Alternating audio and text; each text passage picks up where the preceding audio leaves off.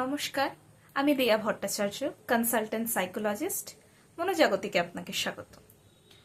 হঠাৎ করে সোশ্যাল মিডিয়ায় কথা বলাকালীন আপনার সাথে কোনো মানুষের সম্পর্ক থাকাকালীন সে কি হঠাৎ করে উবে যাচ্ছে, আপনার সাথে কথা বলছে না, আপনাকে ব্লক করে দিচ্ছে বা আপনাকে ইগনোর করছে, এটিকে কিন্তু আমরা গোস্টিং বলে থাকি।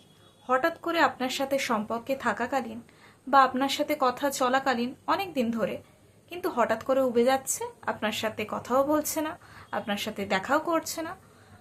এই জিনিসটাকে চলতি কথায় বা জেনজি পপুলেশনে খুব পপুলার টার্ম, এটা গোস্টিং নামে পরিচিত। দেখি এখানে কি কি কারণ আছে, কি এফেক্ট হয় এবং কিভাবে আমরা নিজেদেরকে সামলাব। তাহলে গোস্টিংয়ে মেনলি আমরা কি দেখতে পাচ্ছি? হঠাৎ করে সমস্ত যোগাযোগ বন্ধ হয়ে যাচ্ছে। সেটা সাধারণভাবে কোনো বন্ধুত্ব হতে পারে, প্রেম হতে পারে বা অনলাইনের সম্পর্ক হতে পারে। সোশ্যাল মিডিয়া ডেটিং প্ল্যাটফর্মে বৃদ্ধির কারণে জেনজি পপুলেশনের মধ্যে এটি দেখা যাচ্ছে। এই বিহেভিয়ারটি মেনলি ইমোশনাল অ্যাভয়েডেন্স আচরণ। সেই ব্যক্তিটি অস্বস্তিকর কোনো পাস্ট অনুভূতি বা তার অস্বস্তিকর আবেগ সেটা লুকানোর জন্য এই প্রবণতা অবলম্বন করছে, এবং এটি ইচ্ছাকৃত এবং সাডেন প্ল্যান, মানে হঠাৎ সিদ্ধান্তর জন্যই এই ঘটনাটি ঘটছে এবং এটির সাথে মানসিক স্বাস্থ্য বা মেন্টাল হেলথের যোগাযোগ আছে। চলুন আমরা দেখে নিই যে এর কি কি কারণ থাকতে পারে। কি কি কারণ আছে দেখুন। নানা ধরনের সংঘাত বা অস্বস্তিকর পরিস্থিতি এড়িয়ে চলছে।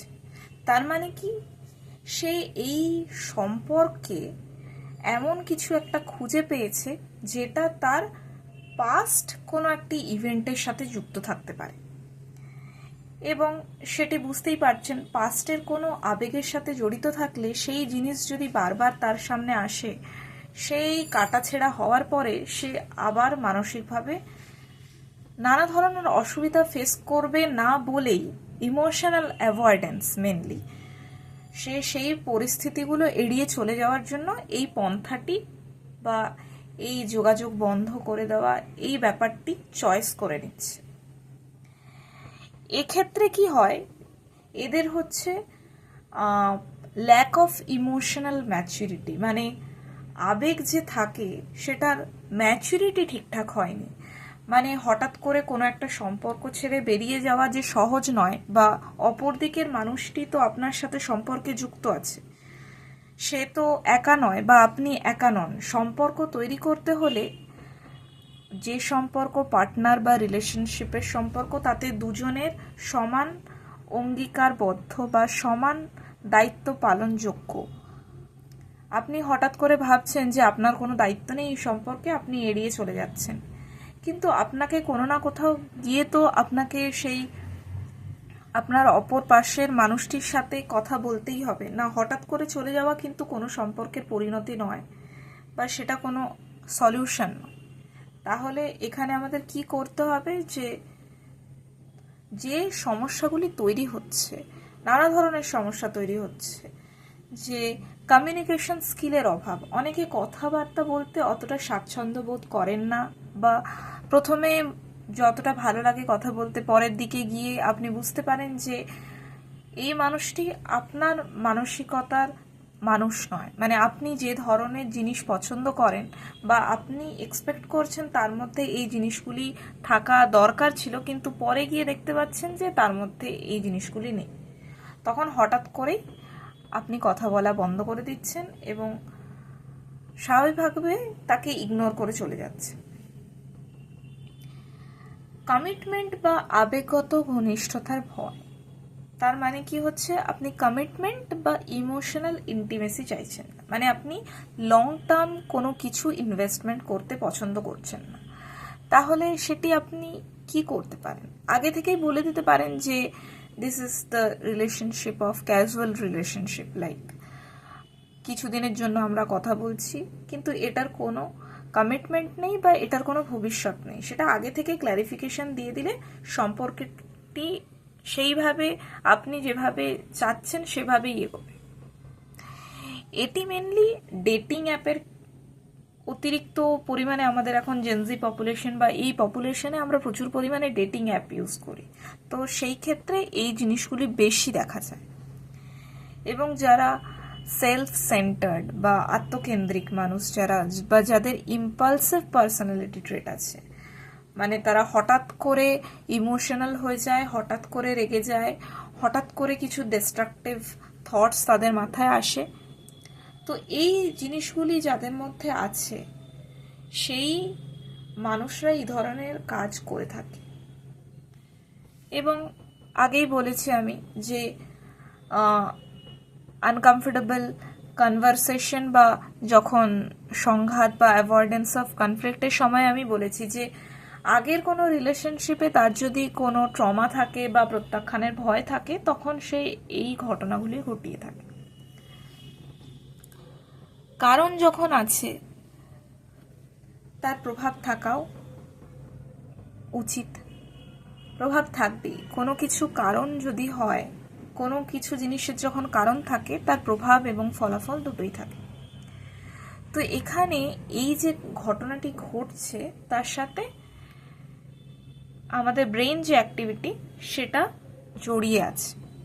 কীরকম, ধরুন হঠাৎ করে এই জিনিসটি ঘটে যাওয়ার পর যে মানুষটি পড়ে রইল বা সম্পর্কের মধ্যে যে মানুষটি রয়ে গেল, হঠাৎ করে যে চলে গেল তার ক্ষেত্রে আলাদা কথা, কিন্তু যে রয়ে গেল তার কি হয়, তার হঠাৎ করে একটা রিলেশনশিপ ভেঙে গেলে বা হঠাৎ করে একটা সম্পর্ক, সেটা বন্ধুত্বপূর্ণ সম্পর্ক হতে পারে বা আপনার রিলেশনশিপ হতে পারে, বা এরকম ক্ষেত্রে এখন লিভ ইন রিলেশনশিপে দেখা যায় বা পার্মানেন্ট রিলেশনশিপে হঠাৎ করে মানুষের চলে যাওয়াটা স্বাভাবিক নয় বা এখনো অবধি সেটা সেই রকম পরিমাণে ঘটেনি।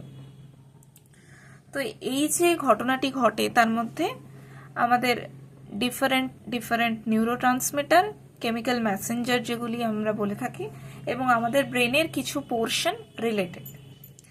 তার মধ্যে হচ্ছে অ্যামিগডালা হচ্ছে আমাদের ইমোশন রিলেটেড বা ফিয়ার যে ট্রিগার্ড হয় সেটি এই ব্রেন স্ট্রাকচারের মাধ্যমে আমরা বুঝতে পারি, অ্যাক্টিভেট হয়ে যায়।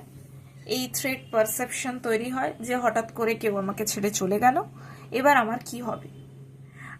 আপনি তখন কানেক্টেড ফিল করছেন সেই মানুষটির সাথে, কিন্তু সেই মানুষটি আপনার সাথে কানেকশন যাতে আরও বেশি দূর না এগোয় বা সে যাতে কমিটমেন্ট না তৈরি হয়ে যায় রিলেশনশিপে, তার জন্য সে চলে গেল। তখন আপনার কি হচ্ছে, আপনার ভয় তৈরি হচ্ছে এবং যে ইমোশন তৈরি হচ্ছে তার ফলে অ্যামিগডালা ট্রিগার্ড হচ্ছে। তাতে কি হচ্ছে, অ্যাভয়েডেন্স বিহেভিয়ার হচ্ছে, সে অ্যাভয়েড করছে আপনাকে এবং আপনিও ফিয়ার ফিল করছেন। এটি দু পক্ষেরই সম্পর্ক। সে অ্যাভয়েড করছে, অ্যাভয়েডেন্স বিহেভিয়ার তার দিক থেকে আসছে, আর আপনি কোনো একটা রিলেশনশিপ থেকে ভেঙে যাওয়ার পর যে মানসিক অবক্ষয় হয় বা যে জিনিসটা আমাদের হয় যে মানুষটা আমাকে অ্যাকসেপ্ট করলো না বা আমি তার সাথে সম্পর্কে থাকতে পারলাম না, তো আমার মধ্যে তার মানে কোনো ফল্ট আছে বা আমি এই সম্পর্কের জন্য যোগ্য, এই জিনিসটা বা এই অনুভূতিটা তৈরি হয়ে যাচ্ছে।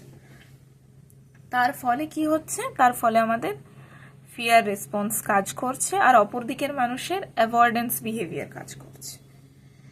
প্রিফ্রন্টাল কর্টেক্সে এখানে রিডিউসড রেগুলেশন হচ্ছে, মানে পুয়ার ডিসিশন মেকিং এবং ইম্পালসিভ গোস্টিং সেইটি হচ্ছে। মানে প্রিফ্রন্টাল কর্টেক্স যদি স্বাভাবিক নিয়মে কাজ করে তাহলে আপনার এক্সিকিউটিভ ফাংশনিং, মানে আপনার ডিসিশন মেকিং, আপনার প্রবলেম সলভিং, আপনার মেমোরি, আপনার থিঙ্কিং প্রসেস সব কিছু যেটা রেগুলেট করে প্রিফ্রন্টাল কর্টেক্স, এই ক্ষেত্রে পুয়ার রেগুলেশন হচ্ছে বা পুয়ার অ্যাক্টিভিটি প্লে করছে। তার জন্যে এই মুহূর্তে আপনার যে কাজটা করা উচিত ছিল কিন্তু আপনি সেটি করলেন না, আপনি ভুল ডিসিশন নিলেন এবং তার ফলে দুজনের মধ্যেই সম্পর্কে অবনতি সৃষ্টি হলো। এটি প্রিফ্রন্টাল কর্টেক্সের দ্বারা হচ্ছে। এবং ডোপামিন যে রিলিজ হয় আমাদের কেমিক্যাল মেসেঞ্জার যেটাকে আমরা বলি, নিউরন টু নিউরন ভ্যারি করে, নিউরন টু নিউরন যায় এবং আমাদের ইনফরমেশন সেল থেকে ব্রেনে যায় এবং ব্রেন থেকে সেলে আসে। এই যে কাজটা করে সেই কাজটা ব্যাহত হচ্ছে। কি হচ্ছে?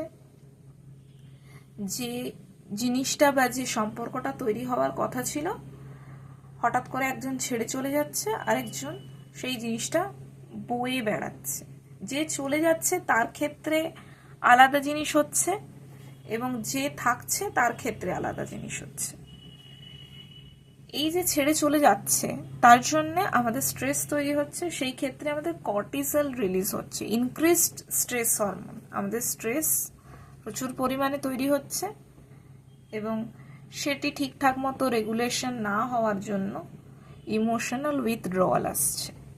সেটা আমরা বুঝতেই পারছি কীরকমভাবে আসছে, কারণ একজন মানুষ ছেড়ে চলে যাচ্ছে, আরেকজন মানুষ ক্রেভ করছে যে রিলেশনশিপটা থাকুক, সে যার পর নাই চেষ্টা করছে, কিন্তু সে সেই মানুষটার সাথে কানেক্ট করতেই পারছে না। এর ফলে স্ট্রেস তৈরি হচ্ছে, এবং স্ট্রেস হরমোন তার ফলে প্রলং পরিমাণে রিলিজ হবে, এবং যে মানুষটি তাকে ছেড়ে যাওয়ার জন্য কষ্ট পাচ্ছে তার আলটিমেটলি তার excessive level of cortisol release হবে।